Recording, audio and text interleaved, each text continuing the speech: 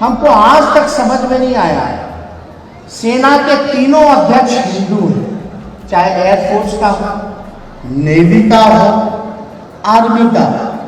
देश के राष्ट्रपति हिंदू हैं, देश के प्रधानमंत्री हिंदू हैं। ऐसा कोई हमको नहीं लगता कि कोई ऐसा राज्य है जहां मुसलमान मुख्यमंत्री हो।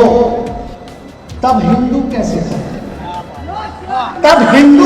खतरे में है, ये बात हमको समझ में नहीं आता। हम इतना ही कह सकते हैं, हिंदू कभी खतरे में नहीं था, ना होगा, कभी नहीं होने वाला है। खतरे में तो उनकी कुर्सी है, इसलिए ये हिंदू को नाम लेकर के कहते हैं हिंदू खतरे में। नमस्कार, आप देख रहे हैं NBC 24 और मैं आपके साथ रत्नेश पांडे। बीते दिनों महागठबंधन की तरफ से संपूर्ण क्रांति दिवस के अवसर पर पटना के बापू सभागार में एक सम्मेलन का आयोजन किया गया था, जिसमें महागठबंधन के सभी दल जो हैं वो पहुंचे हुए थे। इसकी अगुवाई कर रहे थे बिहार के नेता प्रतिपक्ष तेजस्वी यादव। तेजस्वी यादव, हमने आपको कल खबरें भी दिखाई थी कि तेजस्वी यादव जो हैं वो पहुंचे हुए थे और वहां पे अपने कार्यकर्ताओं को जो है वो संबोधित कर रहे थे। और संबोधित करने के साथ साथ कल जेपी के आंदोलन में संपूर्ण क्रांति से बिहार में क्या कुछ बदलाव हुआ है, इसको लेकर के वो अपने सभी दलों को, सभी कार्यकर्ताओं को जो है वो बता रहे थे, समझा रहे थे। बता दें आपको कि कल महागठबंधन के इस सम्मेलन में है जो है कांग्रेस नहीं शामिल थी। इस पे भी हमने प्रश्न किया, हालांकि कुछ भी बोलने से कोई भी कार्यकर्ता उनके बच रहे थे कि कांग्रेस क्यों नहीं शामिल है।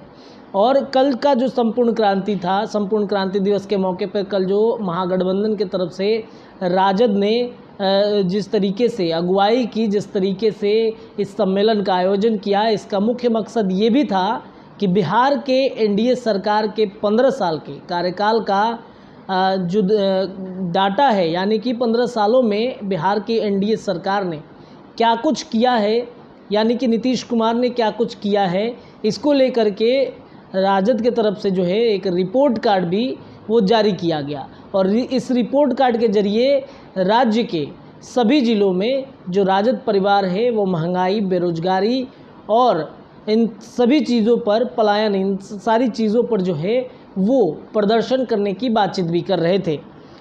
बता दें आपको कि कल जो रिपोर्ट कार्ड पेश किया गया राजद के तरफ से, उसमें जिक्र हुआ कि 15 सालों में नीतीश कुमार के द्वारा जो है महंगाई, बेरोजगारी पे कंट्रोल नहीं किया गया और बिहार को विशेष राज्य के दर्जा जो है वो नहीं मिल पाया।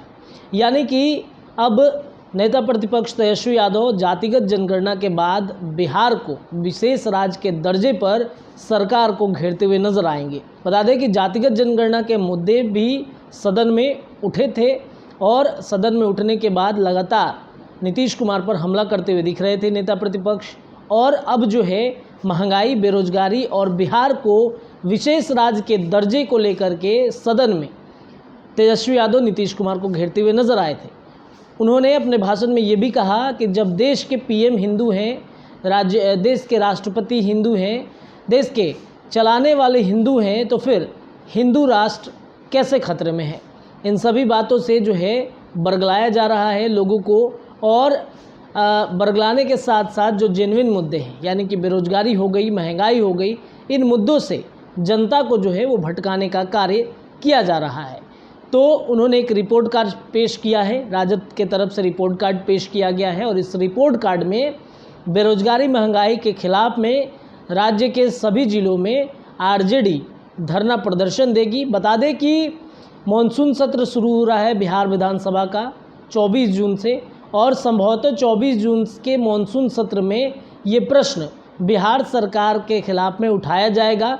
जिस तरीके से जातिगत जनगणना के मुद्दे पर चर्चाएं चल रही थी, उसके बाद अब बिहार को विशेष राज्य के दर्जे, महंगाई, बेरोजगारी, पलायन, इन सभी चीज़ों पर जो है राजद सदन में सत्ता को घेरते हुए नजर आएगी।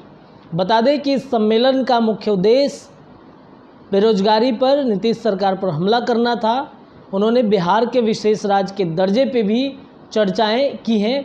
अब देखने वाली बात होगी कि आने वाले समय में, यानी कि राजद के तरफ से इन सभी मुद्दों को लेकर के किस तरीके से अपना स्टैंड रखा जाता है, क्योंकि जातिगत जनगणना के मुद्दे पर जिस तरीके से नेता प्रतिपक्ष ने सदन के दोनों सदनों में यानी कि बिहार विधानसभा के सत्र के दौरान जो है लगातार जातिगत जनगणना के मुद्दे पर चर्चाएं की थी, उसके बाद अब संभवतः ये उम्मीद जताई जा रही है कि आने वाले 24 जून से शुरू होने वाले बिहार विधानसभा के सदन में जो है मानसून सत्र में बिहार को विशेष राज्य के दर्जे की मांग नेता प्रतिपक्ष तेजस्वी यादव उठाएंगे।